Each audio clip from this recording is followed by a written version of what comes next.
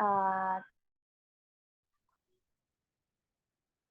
bentar, jaringannya nge-lag ya teman-teman ya. Oke guys, kita lanjut pada bagian pembibitan ya. Karena waktu zoom-nya habis, sehingga kita melakukan part keduanya teman-teman.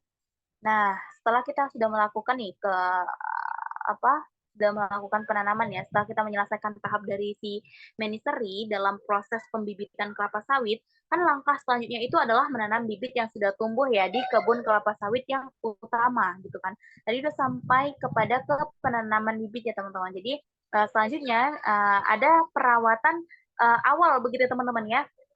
Setelah menanam bibit, itu kita pastikan untuk menyiramnya secara teratur, teman-teman, untuk menjaga kelembatan tanah. Perawatan awal ini itu sangat penting untuk membantu bibit beradaptasi dengan keadaan baru mereka.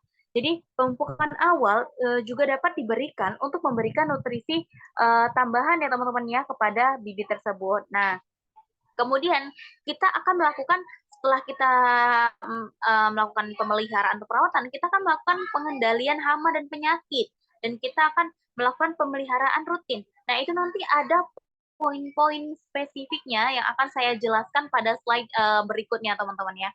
Oke, selanjutnya sebentar teman-teman, kita pindahkan ya untuk oke teman-teman, sorry ya. Saya lupa menjelaskan ya teman-teman ya bahwa tadi kita akan melakukan seleksi teman-teman. Jadi kita balik lagi nih kepada pranasari ya. Jadi seleksi pertama kali itu dilakukan pada saat kecambah itu diterima di kebun gitu. Kecambah abnormal, patah atau busuk itu harus dibuang teman-teman. Di pranasari itu dilakukan 2 kali seleksi, yaitu pada saat bibit itu berumur 4 sampai 6 minggu. Ini untuk tambahan di pranasari ya teman-teman ya. Jadi di pranasari itu dilakukan 2 kali seleksi, yaitu pada saat bibit berumur 4 sampai 6 minggu dan sebelum transplanting kepada meniseri gitu teman-teman. Jadi semai yang normal itu dia berbentuk daunnya itu adalah lanceolate ya. Setiap daunnya teman-teman yang keluar, sebentar teman-teman ya. Nah, apakah saya rasa jaringan di sini sedikit jelek ya teman-teman. Jadi sorry kalau misalnya suaranya agak terputus-putus ya. Jadi semai yang normal itu nanti dia akan berbentuk daun yang lanceolate gitu teman-teman. Jadi setiap daun yang keluar pada akhir pertumbuhannya itu akan lebih besar dari daun yang terdahulu begitu ya. Jadi semai yang harus dimusnahkan itu mengikuti pedoman pada gambar berikut. Nanti saya akan tunjukkan gambarnya teman-teman. Jadi kalau untuk di meniseri sendiri, ini tuh tambahannya teman-teman tadi yang setelah saya jelaskan bagaimana penanaman di meniseri dan meniseri. Nah untuk tambahannya di meniseri, kita akan melakukan 4 kali seleksi teman-teman. Dengan yang mana kita akan membuang si bibit abnormal ini. Jadi bibit abnormal ini itu memiliki ciri kelainan pada habitus tanaman itu, teman-teman. Jadi kelainan pada bentuk daunnya dan juga kelainan daya tumbuhnya. Nah, untuk tahap 1 itu umur bibitnya itu 4 bulan ya, teman-teman ya. Untuk tahap 2 itu umur bibitnya itu harus 6 bulan. Untuk tahap ketiga itu umur bibitnya itu 8 bulan. Nah, untuk tahap keempat sebelum bibit ditanam ke lapangan begitu teman-teman. Nah, kemudian ini dia untuk gambarnya ya teman-teman. Teman-teman bisa lihat ya untuk gambarnya. Nah, ini ada bibit abnormal ya. Ini ada gambar bibit abnormal pada umur 3 bulan teman-teman di pranasari gitu. Ada daun lalang, kemudian ada daun yang menggulung. Tuh teman-teman bisa melihat ya. Ada daun lalang di situ di gambar nomor A, ada daun yang menggulung di gambar nomor B, ada tunas yang memuntir di gambar nomor C. Kemudian ada daun yang seperti daun yang warnanya belang di huruf F tuh teman-teman bisa melihat sendiri ya. Ini dia adalah bibit yang abnormal teman-teman ya pada umur 3 bulan itu di pranasari begitu teman-teman. Nah, kemudian untuk yang gambarnya ini adalah bibit yang abnormal pada umur 6 sampai 12 bulan. Tapi dia di meniseri teman-teman. Tuh teman-teman bisa lihat sendiri. Oke. Nah, inilah dia penanaman yang salah, teman-teman. Teman-teman bisa lihat ya, ini adalah penanaman yang salah, yaitu bibit yang ternaungi oleh pokok kayu dan atau yang ternaungi oleh bangunan yang akan mengakibatkan dia itu adalah etiolasi gitu, teman-teman. Nah, seperti ini dia. Ini adalah penanaman yang salah ya, teman-teman ya. Oke. Nah, ini dia untuk penanaman kelapa sawit. Kita ulang sedikit lagi, teman-teman ya. Itu ada pemancangan. Kemudian nanti kita ada penyulaman bibit ya, teman-teman ya. Sebentar, guys. Ada penanaman bibit dan juga kita akan melakukan perawatan, pengendalian dan juga pemeliharaan untuk si penanaman kelapa sawit ini. Nah, kesalahan penanaman itu tidak bisa diperbaiki, teman-teman, setelah tanaman tumbuh beberapa tahun di lapangan. Jadi merupakan suatu yang keharusan bahwa persiapan dan pelaksanaan penanaman itu harus dilakukan dengan benar gitu. Nah, yang pertama kita akan melakukan pemancangan, teman-teman. Jadi pemancangan atau pengajiran itu dilakukan untuk menentukan tempat yang akan ditanami kelapa sawit sesuai dengan jarak tanam yang kita pakai. Tujuannya apa? Ya tujuannya untuk memberikan tanda-tanda untuk pembuatan lubang tanam sesuai dengan populasi yang direncanakan begitu. Kemudian tujuannya juga sebagai pedoman untuk pembuatan teras ya, pembuatan teras atau tapak kuda gitu ya, drainase lapangan dan menanam kacangan begitu teman-teman. Alat-alatnya apa gitu ya? Alat-alatnya itu nanti ada kompas, kemudian juga ada nanti kayu pancang untuk pancang kepala atau pancang anaknya begitu ya. Kemudian nanti kita akan menggunakan tali plastik atau kawat juga teman-teman ya. Nah, kemudian kita akan melakukan pembuatan lubang dan pemumpukan lubang tanam, teman-teman. Sebentar ya, guys. Setelah kita melakukan pemancangan, kita akan melakukan namanya pembuatan atau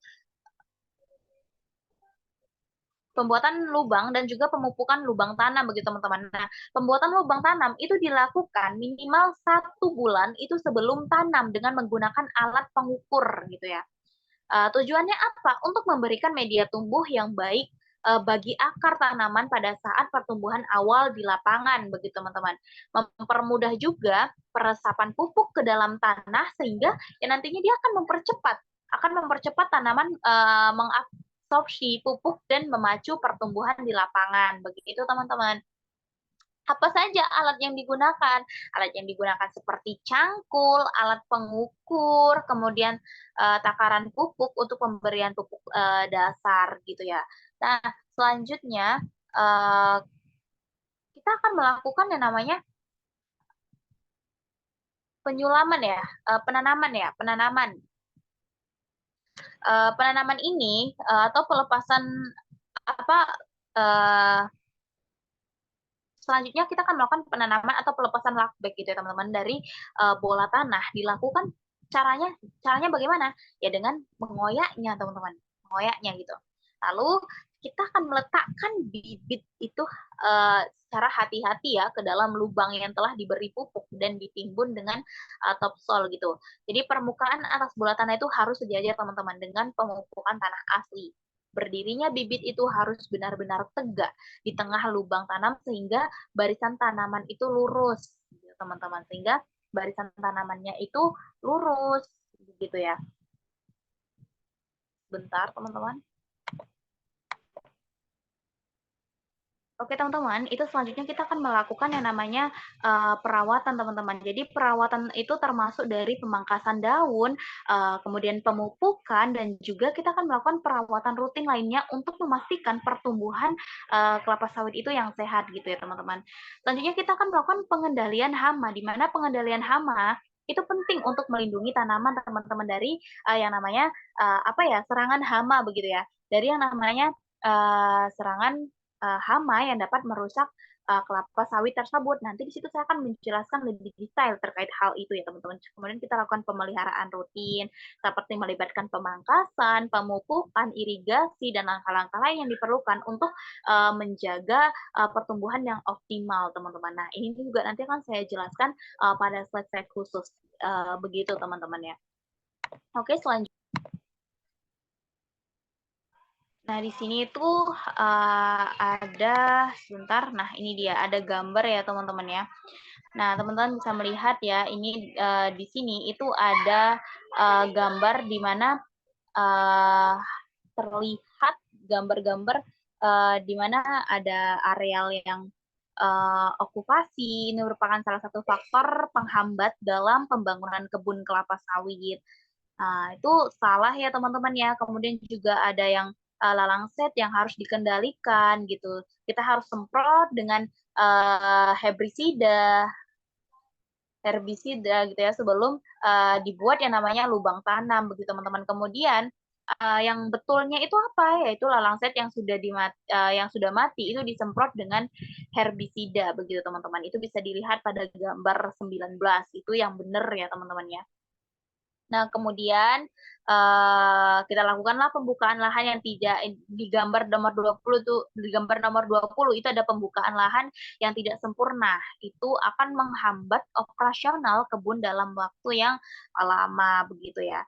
Kemudian di gambar 21 itu ada gambar apa? Di situ ada gambar bibit ditanamnya tidak tegak, teman-teman, atau doyong dan gulma tidak, dikendalikan. Itu ada di gambar 21, itu salah, teman-teman ya. Kemudian di gambar 22 itu ada tanaman sisipan yang, tergenang gitu sehingga, dia akan menguning. Pokok itu pokok lama yang sudah mati, tidak dibongkar begitu teman-teman. Ini adalah gambar yang salah begitu teman-teman bisa melihat yaitu ada beberapa gambar di gambar 23, gambar 24 dan juga di gambar, 25. Selanjutnya di sini kita akan melihat ada, identifikasi pokok, teman-teman. Jadi, pokok yang abnormal di lapangan itu akan sangat merugikan. Karena apa? Karena produksi yang dihasilkan itu sangat rendah atau bahkan, tidak dapat berproduksi sama sekali, begitu ya, teman-teman. Sedangkan, perlakuan yang normal atau, sedangkan perlakuan yang diberikan atau perawatan itu sama dengan pokok lainnya yang normal. Pokok abnormal di lapangan itu perlu dibongkar kan, kawan ya.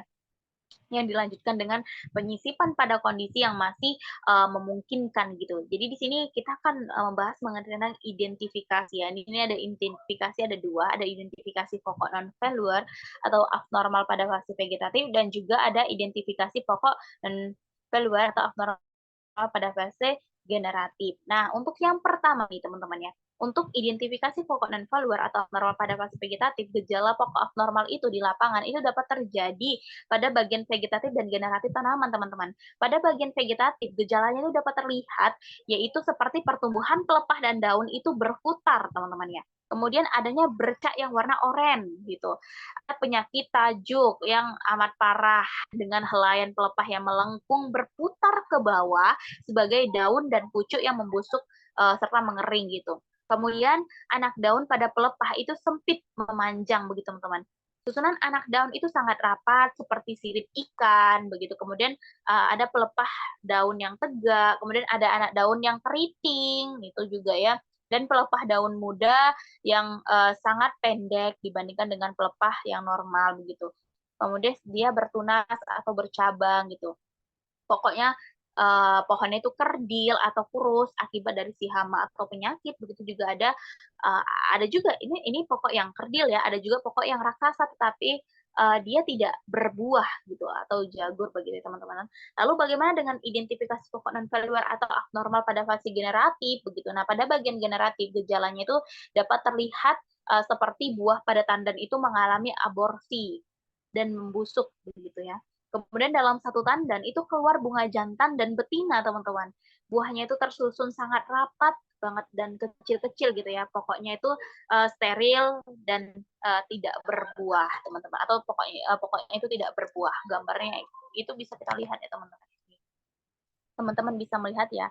Untuk, gambar 26 itu ada, pohon ganda. Jadi, satu pohon yang pertumbuhannya kurang bagus itu harus dibongkar, teman-teman. Ini, menunjukkan seleksi di pembibitan yang kurang baik begitu, teman-teman, ya. Nah, yang betul yang di bawahnya itu adalah konsolidasi pokok yang dengan menggunakan karung goni, itu berisi tanah ya teman-teman ya. Kemudian di gambar 28 itu ada pokok gajah. Ada pokok gajah itu harus dibongkar teman-teman, karena tidak produktif.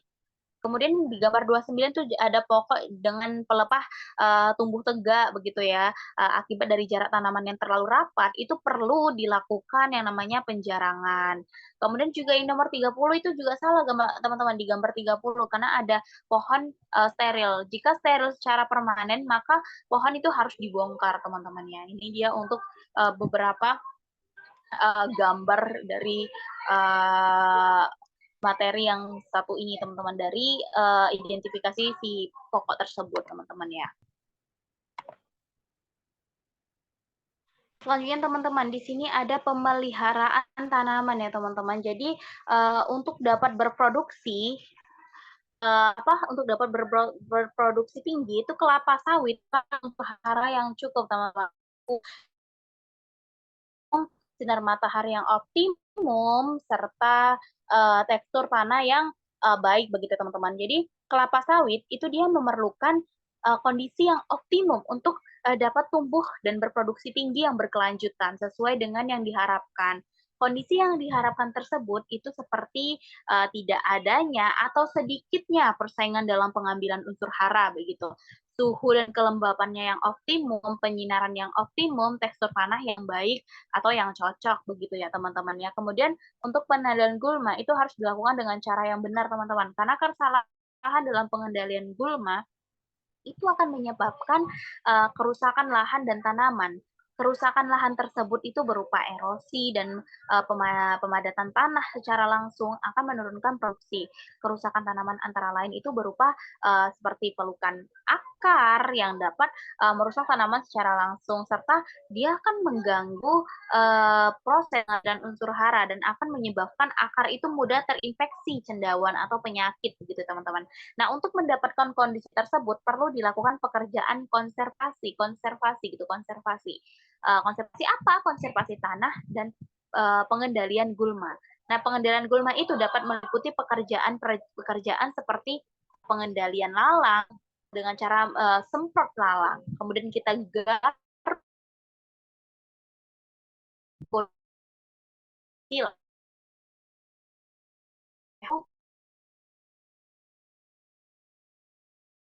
teman-teman, seperti ini ada jaringannya kurang bagus, agak nge-lag sedikit ya teman-teman, sorry. Selanjutnya kita lanjut ya, ada bongkar tumbuhan pengganggu ya, BTP dan juga babak Pakistan. Nah, yang pertama di situ ada konservasi tanah.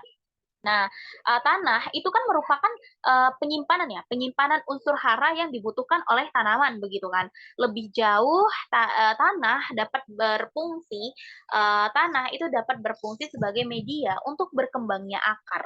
Nah, kondisi tanah yang subur itu sangat dibutuhkan untuk menghasilkan kelapa sawit yang berproduksi tinggi. Tujuannya apa ya? Untuk mempertahankan kesuburan tanah, baik dia secara fisik, kimia maupun dia biologi begitu. Jenis-jenis sarana konservasi tanah itu apa saja begitu kan? Ada namanya kacangan penutup tanah, teman-teman, pada tanah rata. Kemudian kacangan dan benteng teras serta tapak kuda pada tanah yang agak miring dan miring begitu ya. Kemudian ada teras yang bersambung pada tanah miring dan sangat miring, tapak kuda pada tanah miring dan penanaman Flamingia ESP pada tanah timbun begitu teman-teman. Kemudian pembuatan parit atau drainase ya pada tanah-tanah rendahan di setiap klasifikasi kemiringan tanah. Nah, kemudian ada pengendalian lalang. Bagaimana ini pengendalian lalang? Begitu kan, lalang itu ya teman-teman ya, dia merupakan salah satu kompetitor bagi tanaman kelapa sawit. Agar kelapa sawit itu dapat berproduksi optimal, keberadaan lalang itu perlu dikendalikan. Tujuannya apa begitu kan? Nah, tujuannya itu untuk menekankan pertumbuhan lalang karena merupakan pesaing bagi tanaman kelapa sawit dalam pengambilan unsur hara dari dalam tanah dan dapat menurunkan produksinya itu sebesar 25% begitu. Caranya seperti apa? Nah, kondisi kebun yang hanya ditumbuhi sedikit sekali lalang bisa dikendalikan dengan whipping gitu lah. whipping lalang, yaitu dengan mengusap permukaan daun lalang dengan kain yang telah dibasahi oleh larutan si herbisida gitu ya teman-teman ya. Kemudian tahap pekerjaan whipping lalang itu adalah dengan sebagai berikut teman-teman. Jadi kain katun itu harus berukuran 3 cm sampai kali 12 cm gitu ya. Dibalutkan pada 3 jari tangan teman-teman ya. Kemudian rumpun lalang itu dibersihkan dari sampah-sampah di sekitar pangkalnya dengan menggunakan arit kecil atau guris ya. Jadi jari tangan yang telah dibalut itu dicelupkan teman-teman ke dalam larutan herbisida. Lalu dipres sedikit agar tidak menetes begitu ya. Kemudian kita lakukan penyapuan dimulai dari batang bawah sampai ke ujung daun secara merata dan basah. Lalu dilakukanlah perhelai daun lalang. Hindari pecahnya batang atau daun lalang teman-teman, apalagi tercabut sewaktu whipping gitu kan, atau pembersihan sampah begitu. Untuk menghindari terjadinya lalang yang tidak di whipping atau tertinggal atau terjadi pengulangan whipping, maka ujung lalang yang telah di whipping itu diputus sekitar 1 cm. Sebagai apa?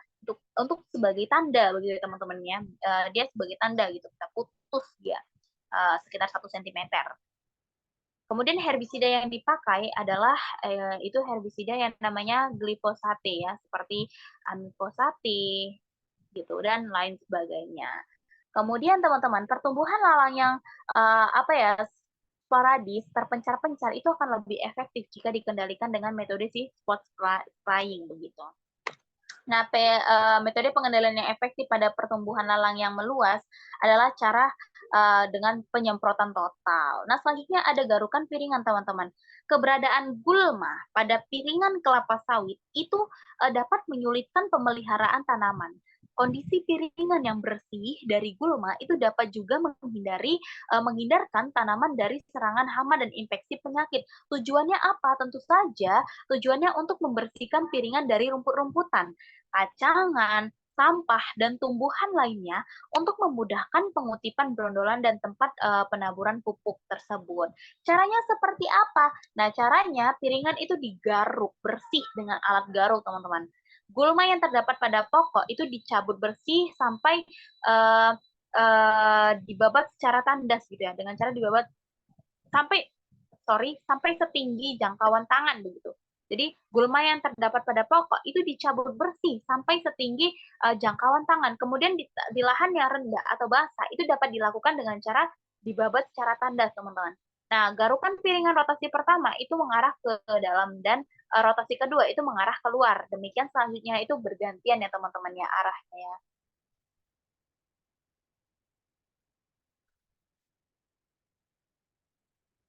Kemudian teman-teman, kita akan melakukan penyemprotan piringan, pasar pikul dan TPH. Nah, ini tuh salah satu upaya itu untuk mengurangi yang namanya populasi gulma, teman-teman, di perkebunan kelapa sawit, yaitu dengan penyemprotan herbisida. Tujuannya apa? Tentu saja tujuannya di piringan itu untuk memudahkan pengutipan brondolan dan tempat penaburan pupuk begitu. Di pasar pikul untuk memudahkan pengeluaran hasil dari dalam kebun ke TPH begitu teman-teman, dan memudahkan kontrol serta pemeliharaan. Nah, pada TPH untuk mengurangi yang namanya losses akibat brondolan tertinggal di TPH begitu teman-teman ya. Kemudian kita akan melakukan pembongkaran tumbuhan pengganggu atau BTP gitu ya. Tumbuhan berkayu yang tumbuh di sekitar tanaman kelapa sawit itu dapat menjadi pesaing dalam penyerapan air gitu, dalam menyerap air, udara, dan juga sinar matahari begitu teman-teman ya. Tumbuhan yang berkayu itu juga merupakan gulma loh yang sulit diberantas dengan herbisida. Oleh karena itu teman-teman, pembongkaran tumbuhan berkayu biasanya itu untuk mencegah itu menyaingi tanaman sawit dalam hal penyerapan air, dalam hal penyerapan udara dan juga hari begitu. Caranya bagaimana? Dilakukanlah dengan membongkar tumbuhan yang berkayu termasuk anakan liar kelapa sawit atau sentosan gitu ya sampai kepada akar-akarnya. Kemudian kita akan melakukan pembabatan pakisan di gawangan. teman-teman ya, kita sudah tahu ya bahwa pakistan itu merupakan salah satu gulma yang sering ditemukan di areal tanaman kelapa sawit begitu ya. Pakistan yang berada di gawangan itu perlu dibawa teman-teman untuk menciptakan kondisi lingkungan yang optimal bagi pertumbuhan kelapa sawit. Tujuannya untuk apa? Tentu saja untuk menekan pertumbuhan pakistan di gawangan agar tanaman kelapa sawit itu mendapatkan cahaya matahari yang cukup begitu ya. Untuk menciptakan lingkungan yang tidak terlalu lembab juga sehingga nantinya dia akan mengurangi serangan hama dan penyakit bagi pokok kelapa sawit begitu. Caranya seperti apa? Tentu saja caranya kalau secara manual itu kita lakukan pembabatan begitu ya. Jika memungkinkan juga teman-teman itu dapat dilakukan penyemprotan dengan menggunakan campuran herbisida begitu. Kemudian untuk gambarnya di sini saya akan perlihatkan ya teman-teman ya, bentar ya. Nah, ini dia. Ini ada gambar teman. Gambar 32. Ini adalah kacangan pada 4-6 bulan ya sebelum tanaman kelapa sawit untuk mengurangi erosi teman-teman ya, menekan pertumbuhan gulma dan menambah kesuburan tanah. Itu di gambar 32. Untuk di gambar 33 apa? Itu ada kacangan tumbuh subur di gawangan dan pasar pikul sudah dibentuk sehingga bebas gulma dan juga kacangan teman-teman. Itu di gambar 34 itu sudah betul ya teman-teman ya, kacangan itu tumbuh subur di gawangan.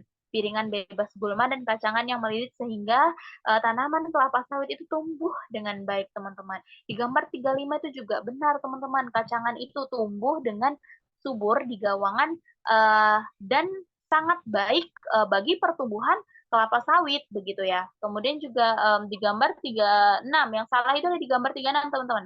Lalang di gawangan itu merupakan pesaing kelapa sawit di dalam pengambilan unsur hara dan air. Lalang juga itu akan menghambat operasional kebun lainnya, teman-teman ya. Di gambar 37 itu juga salah ya, gulma itu melilit pokok sawit dan gelondongan kayu begitu teman-teman. Itu teman-teman bisa melihat ya, itu dapat juga menghambat operasional kebun, teman-teman ya. Di gambar 38 itu betul teman-teman. Di situ ada pasar pikulnya itu terawat baik ya, gawangan itu bebas dari gulma, gulma yang berkayu, pakis yang tumbuh rendah, itu bisa dibiarkan tumbuh di gawangan yang teman-teman bisa lihat di gambar 38 ya teman-teman ya. Selanjutnya kita ada pemupukan nih, ada pemupukan teman-teman ya selanjutnya. Jadi tanaman kelapa sawit itu tentunya dia akan memerlukan unsur hara yang optimum, seimbang untuk mendapatkan atau memberikan hasil yang maksimum teman-teman. Jadi tanah itu mempunyai kemampuan yang terbatas dalam menyediakan unsur hara tentunya ya, yang dibutuhkan kelapa sawit dalam keadaan yang seimbang. Nah, di samping itu kawan-kawan, aktivitas produksi kelapa sawit itu akan menyebabkan hilangnya unsur hara karena terbawa oleh buah yang dipanen begitu ya. Untuk menjaga supaya unsur hara dalam tanah tetap seimbang dan sesuai dengan kebutuhan tanaman, perlulah kita adakan namanya pemupukan gitu. Di mana pemupukan itu merupakan aktivitas produksi kelapa sawit yang membutuhkan biaya tinggi, 60% dari keseluruhan biaya pemeliharaan. Nah, apabila pemupukan dilakukan dengan cara yang tidak tepat, itu dapat mengakibatkan kerugian. Untuk itu, pemupukan tuh harus dilakukan secara efektif dan efisien. Yang pertama, tentunya kita harus melihat unsur hara yang dibutuhkan kelapa sawit. Nah, teman-teman, berdasarkan jumlah yang diperlukan tanaman, unsur hara itu dibedakan menjadi unsur hara makro dan juga dibedakan menjadi unsur hara mikro, begitu teman-teman ya. Unsur hara makro itu adalah unsur hara yang dibutuhkan tanaman dalam jumlah yang banyak, teman. Apabila kurang, pertumbuhan tanaman dan produksi itu akan berkurang. Yang termasuk dari unsur hara makro itu adalah N, P, K, Ca, dan Mg gitu ya. Unsur hara mikro adalah unsur hara yang dibutuhkan tanaman dalam jumlah yang sedikit, teman-teman. Apabila kurang sedikit saja pertumbuhan tanaman, itu akan terganggu, teman-teman. Dan apabila kelebihan sedikit saja tanaman, itu akan keracunan. Jadi unsur hara makro itu antara lain B, Cu, dan Zn gitu. Jadi dia nggak boleh sedikit sekali atau nggak boleh banyak sekali. Dia harus seimbang gitu, teman-teman ya. Kemudian gejala kekurangan unsur hara, teman-teman. Jadi kelapa sawit yang mengalami defisiensi hara itu dapat menunjukkan gejala yang beragam seperti Unsur hara yang diperlukan itu adalah nitrogen gitu ya teman-teman ya. Salah satunya itu adalah nitrogen. Nah, apabila dia kekurangan unsur si nitrogen ini, itu daunnya itu kan menjadi kuning, kuning pucat gitu, dimulai dari daun termuda. Kemudian daunnya pendek teman-teman dan keras begitu ya. Itu dia kalau dia kekurangan si nitrogen begitu teman-teman ya. Kemudian kalau dia kekurangan fosfor dia seperti apa? Daunnya akan memendek dan anak daunnya itu keungu-unguan warnanya. Kemudian daun rumputan di sekitar tanaman berwarna ungu itu akan memanjang teman-teman. Batang dan tandan itu akan mengecil. Itu dia kalau dia kekurangan fosfor. Kalau kekurangan kalium dia seperti apa? Nah, pada daun yang kekurangan kalium dia akan terdapat bercak yang berwarna kuning teman-teman. Dia kalau kena cahaya dia akan tembus begitu ya. Selanjutnya, kalau seandainya dia kekurangan magnesium begitu kan, apa yang akan terjadi? Nah, kalau dia seandainya kekurangan magnesium, dia akan daun tersebut akan menguning merata pada daun yang tua teman-teman. Dimulai dari ujung daun sampai ke pangkal anak daunnya. Kemudian gejala beratnya ditandai dengan jaringan yang mati, teman-teman, ditemui dari pinggir daun sampai ke anak daun begitu ya. Nah, gejala tersebut itu hanya ditemukan pada daun yang terkena cahaya matahari, teman-teman. Kalau seandainya nih dia kekurangan boron, apa yang akan terjadi? Ujung anak daun yang kekurangan boron itu dia akan berbentuk pancing, teman-teman. Kemudian terdapat daun yang mengeriting seperti tanda bahaya pada gardu listrik. Kemudian bagian ujung daunnya itu akan memendek, teman-teman ya. Lalu seperti apa? Kita akan melakukan kalau kita sudah tahu ya kekurangan tersebut, kita akan mengambil pengambilan contoh daun. Kita kan udah tahu nih kekurangan apabila terjadi kekurangan tersebut, apa yang akan terjadi pada daun. Nah, untuk itu kita akan mengambil pengambilan contoh daun. Apa tujuannya? Yang pertama, kita akan mendapatkan contoh daun yang mewakili begitu kan. Kita akan mempersiapkan contoh daun dengan baik untuk dikirim ke laboratorium begitu teman-teman ya. Dengan contoh daun yang mewakili dan persiapan yang baik, analisa daun di laboratorium itu akan memberikan rekomendasi pemupukan yang tepat. Dia akan mengecek defisiensi unsur hara seperti